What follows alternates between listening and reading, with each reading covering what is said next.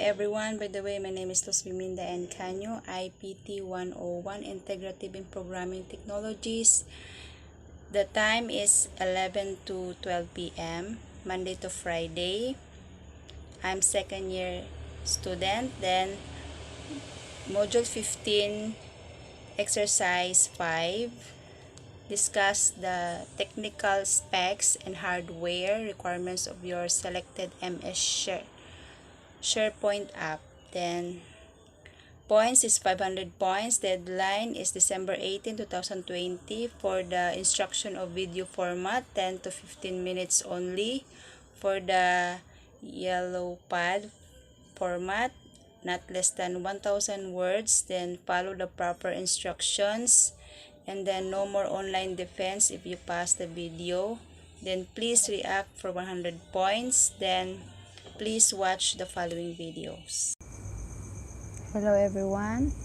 Today we have to discuss the technical specs and hardware requirements of MS SharePoint. So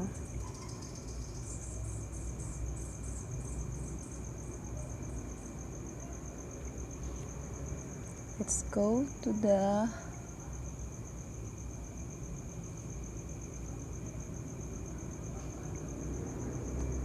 hardware and software of requirements of SharePoint's Server 2016. The location of physical servers. Some enterprises have data centers that are in close proximity to one another and connected by hand bandwidth fiber optic links. In this environment, you can configure the two data centers as single farm. This distributed farm topology is called a stretch farm. Stretch farms for SharePoint Server 2016 are supported. For a stretch farm architecture to work as a support high availability solution, the following prerequisite must be met.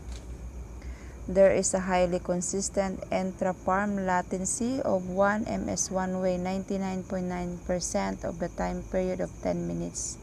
Intra-farm latency is commonly defined as the latency between the front-end web servers and the database servers. So the bandwidth speed must be at least 1 gigabyte per second. To provide fault tolerance in stretch farm, use the standard best practice guidance to configure redundant service application and databases. Note the intra-farm latency of 1 ms one way 99.9% of the time over a period of 10 minutes is also required for SharePoint environments with servers that are located in the same data center. The bandwidth speed should also be, in this case, at least 1 gigabyte per second.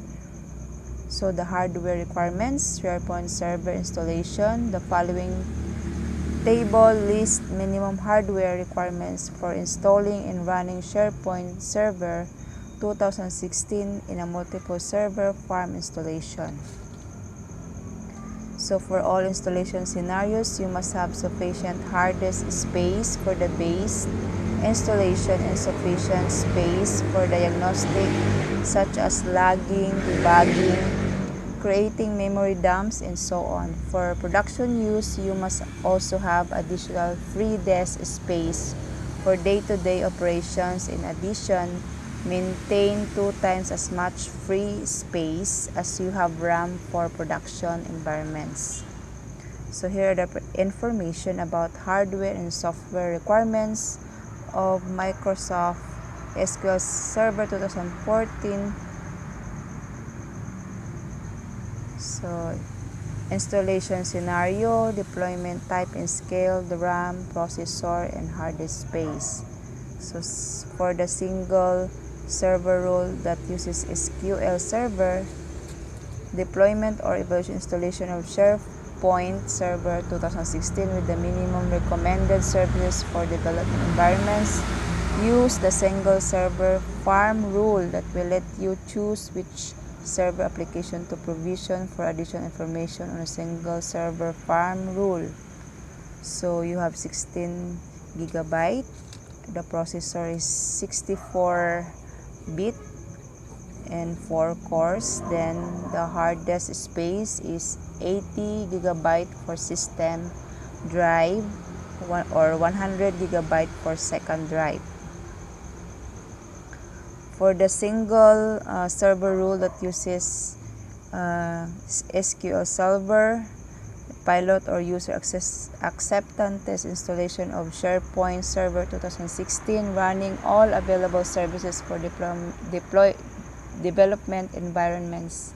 So you have the RAM is 24 gigabyte, then the base is 64 bit also and 4 cores, and then the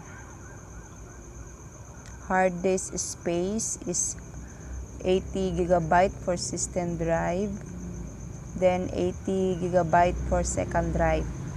So next, the SharePoint server in multiple server farm. So development of evaluation installation of SharePoint Server 2016 with a minimum number of services. You have the 12 gigabyte of RAM, then the processor is 64 bit and 4 cores, then the space is 80 gigabyte for system drive and 80 gigabyte for second drive. So another is the SharePoint server in a multiple server farm. Then the pilot user acceptance test or production deployment of SharePoint Server 2016 running all available services. The RAM is 16 gigabyte. Then the processor is 64 bit and 4 cores. And then the space is 80 gigabyte for system drive and 80 gigabyte for second drive and additional drives. So deployment requirements, farm topology, here are the information. So I give you the software requirements for SharePoint Server 2016. The requirements in the following section apply to the following installations. So first, server farm with a single server in the farm. Second, server farm with multiple servers in the farm.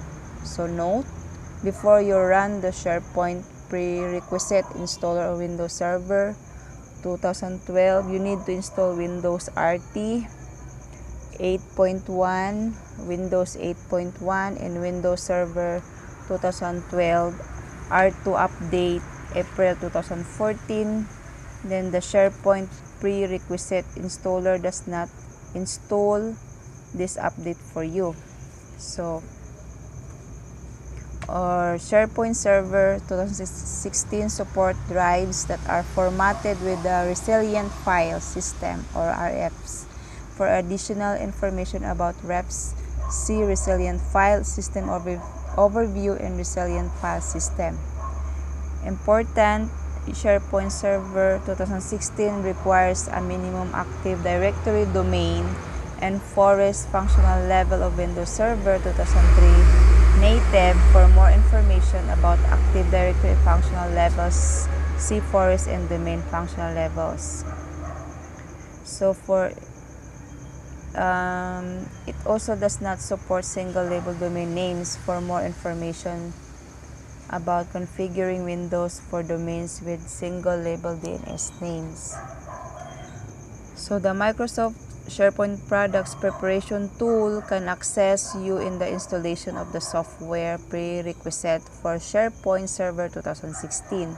Ensure that you have an internet connection because some prerequisites are installed from the internet. So we have the minimum software requirements for SharePoint Server 2016. This section provides minimum software requirements for each server in the farm. So first, database server in the farm. One of the following is the standard or enterprise edition of SQL Server for Windows that supports database compatibility level 110 that includes SQL Server 2012 until 2019, and any future version server for Windows that supports database compatibility level 110. For more information about database level, you can see it in compatibility certification and alter database or transact SQL compatibility level.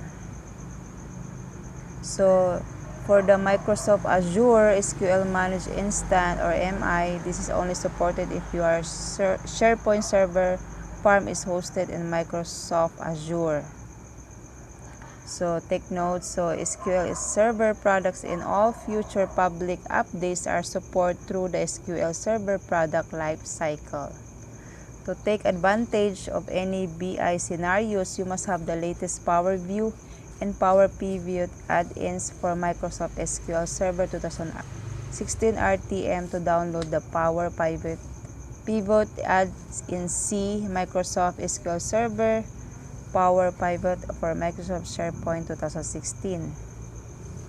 So one of the following server operating system are Windows Server 2012 R2 Standard or Data Center, Windows Server 2016 Standard or Data Center, Windows Server 2019 Standard or Data Center. The minimum requirements for SharePoint server in a farm, one of the following server operating system. Also have the Windows 2012 Data Center and Windows 2016 and 2019. So installing the Office 2016 client and SharePoint server on the same computer is not supported. 7 note, SharePoint Server 2016 only support the server with desktop experience. For additional information about Windows Server offering, you can see Server semi-annual channel overview.